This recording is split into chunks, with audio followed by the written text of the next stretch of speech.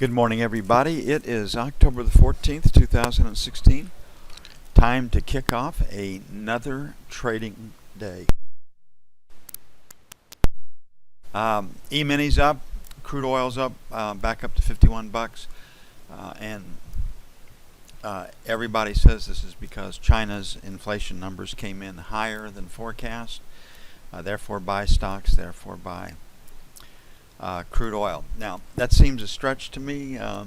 That kind of reason logic, these guys always need a reason, but those are the two reasons. The Chinese inflation numbers are the reasons that stocks around the globe and crude oil are higher overnight and this morning. So the rally began in China off those numbers. Hong Kong did not go with it, but Europe went with it. And the E-mini is up quite a bit too. So crude oil is going to be a part of the market today, part of our focus, the direction of that and how it reacts. So but we have to set that aside. Starting off, we have PPI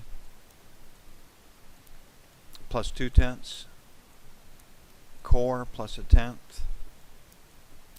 big numbers retail sales plus 0.6, X autos plus 0.5, business inventories plus 0.1. No one will pay any attention to that. Consumer sentiment 92. That comes an hour later. That could cause a reaction. Then Baker Hughes rig count 689 could come in higher than forecast given the recent higher prices. So for treasuries, PPI, retail sales, X auto, and then perhaps consumer sentiment. Yellen speaks at 1:30 today at the Boston Fed's conference, Eastern Time. And her commentary, her speech could have a big impact on the market. So we've got the 8:30 Eastern, we've got the 10 Eastern, we've got the 1:30 windows to work with. Okay, resistance begins at 1:30, so 31 to 03, sell 1.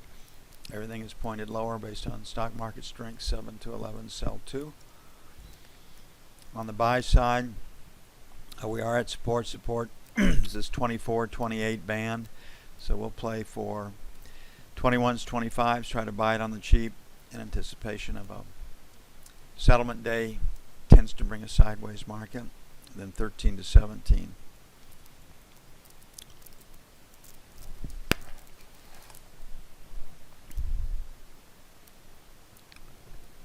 And an interesting conversation. I went out with Coach Johnny, who is famous in these parts of the world for his development of boxers and for his direct comments. And it was pretty interesting, his take on the politics this year. Off the bat, he says he can't, and he's right, nobody's ever seen as weak or as bad at candidates as the two that are currently running for president in the United States. How can the United States come up with people like this? That was it. His take on Hillary is that bad news, the corruption, the illegality, and all the rest of it. And he even tagged the evil label to her. His take on Trump was that he's a buffoon, a clown that was been able to buy his way self into it, and basically doesn't know that much about running things. But what I thought was interesting, he asked me if I could think of one thing good that Obama has done for the country, and my reaction was no, and he couldn't either. And I mean that's so the Democrat support in the black community may not be as strong.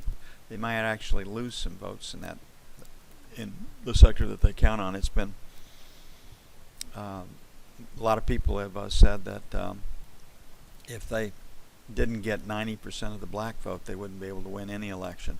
Don't know if that's true or not, but So I thought that was pretty interesting take on current affairs and who's done what to whom, and on the first black president of the United States from a black man. So we do live in interesting times. Public opinion might be shifting a little bit, but I was taken by his comments. I didn't expect them that much in that direction.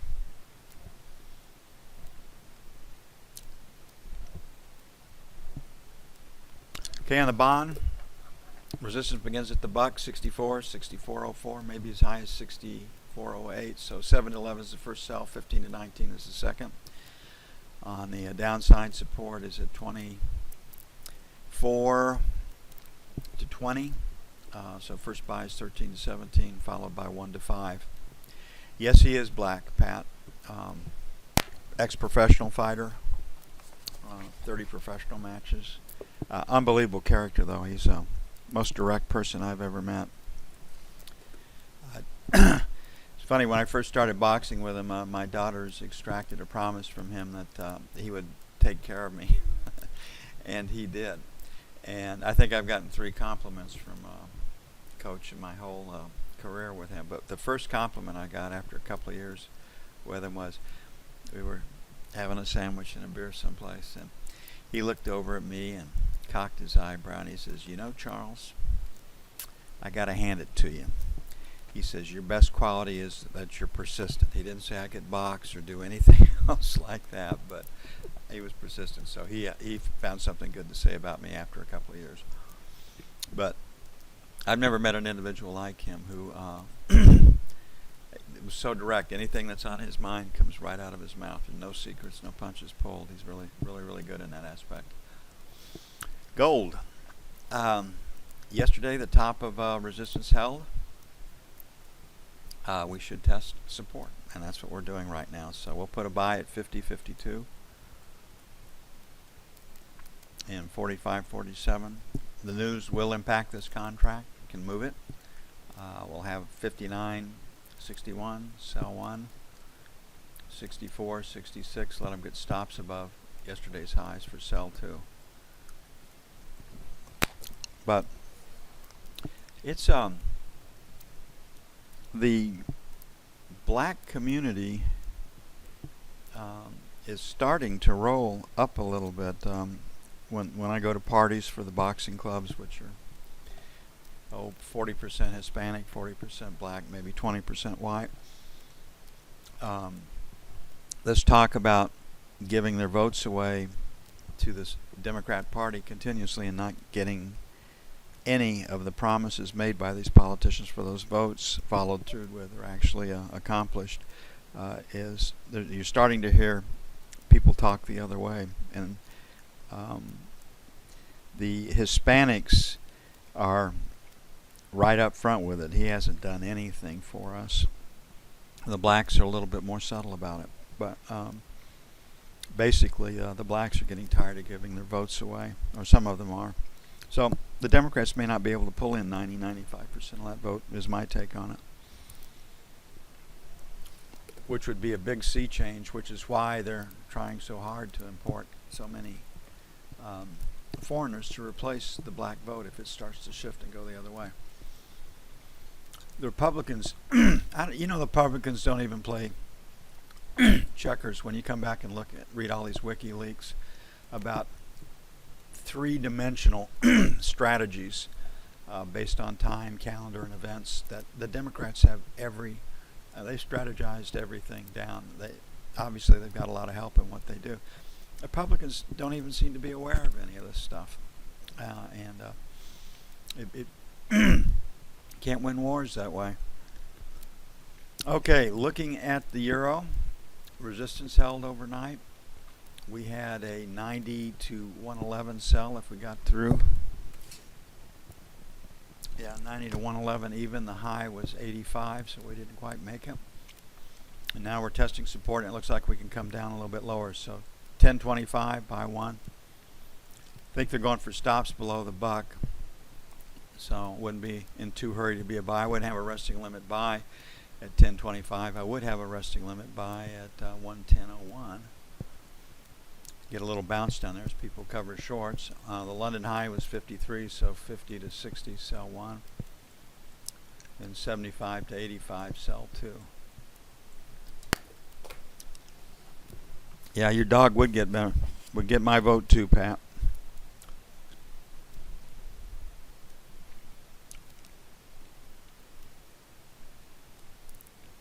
I think there's some city someplace that did elect a dog to mayor or something like that, when people had had enough. Could do no worse. Probably would do less harm than a politician would do. Pretty disappointing where we have arrived politically, with the just big problems that need to be addressed and solved, not pushed down the road. But I'm not holding my breath. Okay, the 51.10 to 25 area is pretty good resistance. So 51 even, 51.25, sell 1. 51.50, 51.75, sell 2. On the downside, 50.25, 50.50, buy 1. And then 49.50, 49.75, buy 2.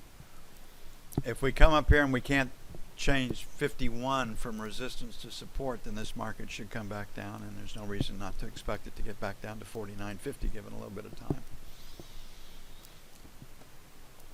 So we're in a trading range right now. Looks like it's 49 minus, 51 plus, and crude normally trades in a $2 to $3 range.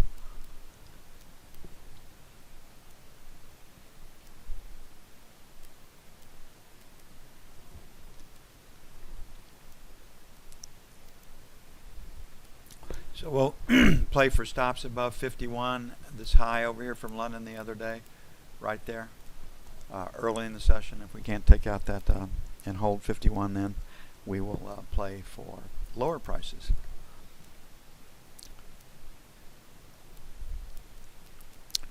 Okay, the ES is up off the Chinese in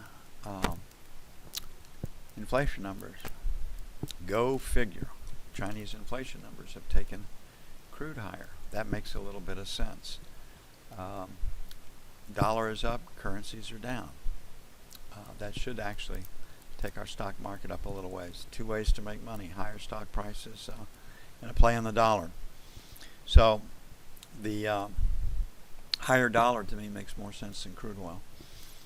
But crude has been driving this market. We've seen it. Doesn't do it one for one, day for day, but at inflection points or major turning points, the E-mini players' eyes don't go to treasuries, they go to crude oil to see what's going to happen.